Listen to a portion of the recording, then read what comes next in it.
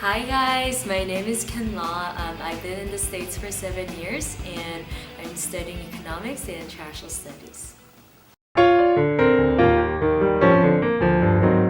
So to build my social life, I think starting off as a freshman, I was very privileged because I lived in an off-campus housing where there were a lot of freshmen, but it was a very open housing. So we were really encouraged to mingle within, and that was kind of me building my social life with Americans. But then one other way that I really built my friend group that I still hold on to was through getting involved in International Student Association, and especially going to coffee hour, which is held every Friday from 4 to 6. It's been there for 50 years.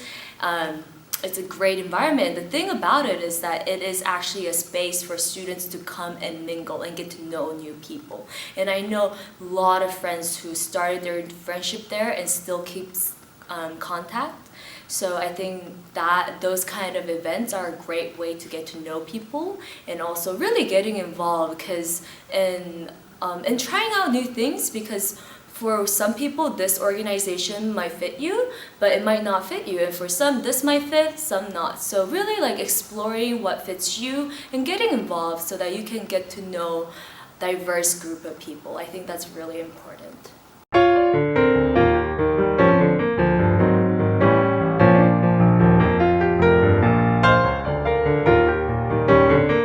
One of the most valuable things I learned in class is that you don't need to learn everything.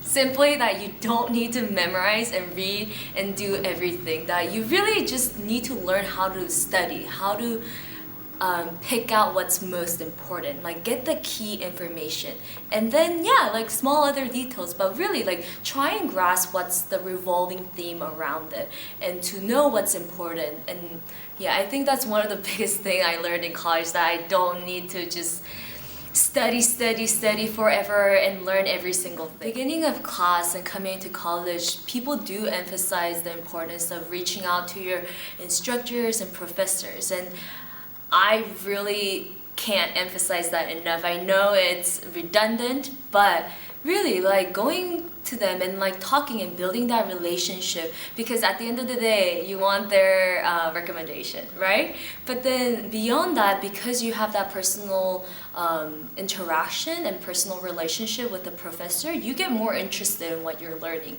And I think that triggering interest is a very important aspect in learning. So so concluding, really like learn what's important, get the main point, and then on top of that, grow that relationship with professor, reach out to them, learn from them.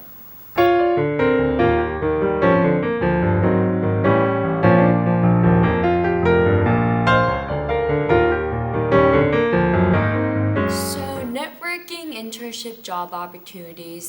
The best example I could give you is over the past winter, I was DC interning for a human rights organization, and honestly, first thing is applying. Just apply, apply. But before that, like, do get help. Use resources, the career center, and your academic advisors. I am actually jumping into a new field, so a field that needs a lot of networking. And right now, these days, I'm doing informational interviews like on average 3 to 4 per week with people in the East Coast, because that's where I want to be. And these are people who are quite senior in a very established companies, and it's hard, but I think you always have to start somewhere. And the very encouraging thing is that people are actually very willing to help you, surprisingly, because a lot of them, those who actually reply back to you, are those that are willing to help because they also went through a very similar thing. So for me, networking actually has been a very positive experience. What I do is I just kind of ask around and see, I start from there, like ask around my friend, my professors, and just people I know through some other things, whether tell them I'm interested in this area. Do they know anybody in there? And I start from there. And when I have that informational interview, I ask them in the end, like, I want to learn and speak to as many people. Do you have any more people that they could introduce me to? And then I grow and grow and grow. So I think when you're looking for internship jobs, especially jobs, you really need to network a lot, and it starts somewhere. So don't stress about it. Yes, stress. Good stress, do the good stress, but have that be an encouragement and do something. Be proactive about it, reach out. Use Google. Google was my best friend. Google taught me everything. Google everything, and what they tell you, like, do it and learn from other people too. Like, talk and see what your friends are doing and ask your professor what they've done when they were your age. Yeah.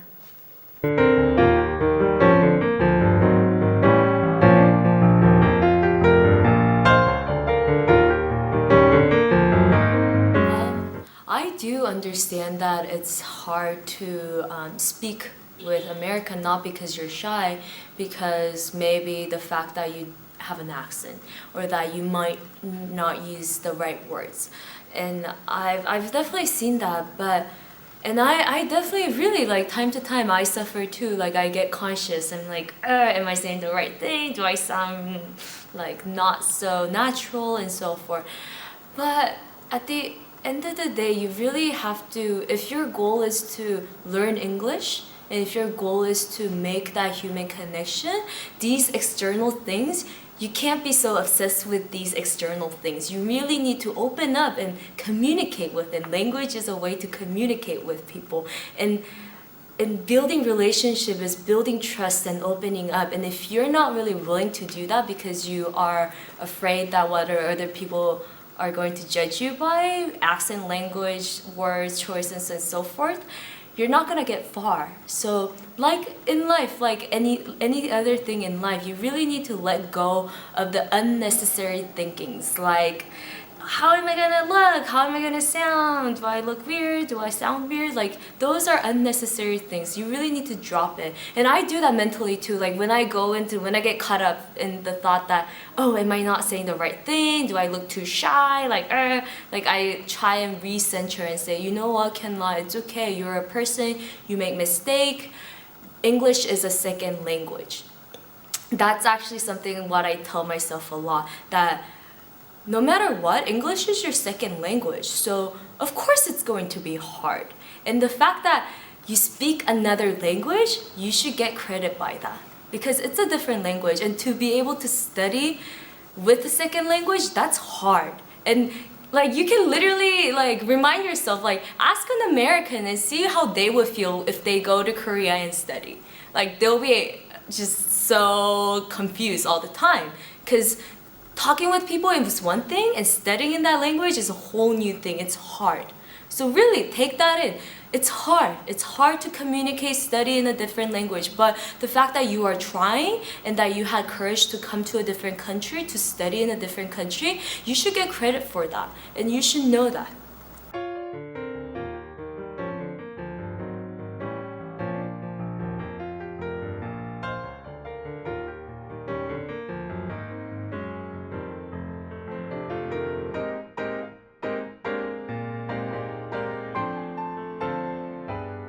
Give them their ID.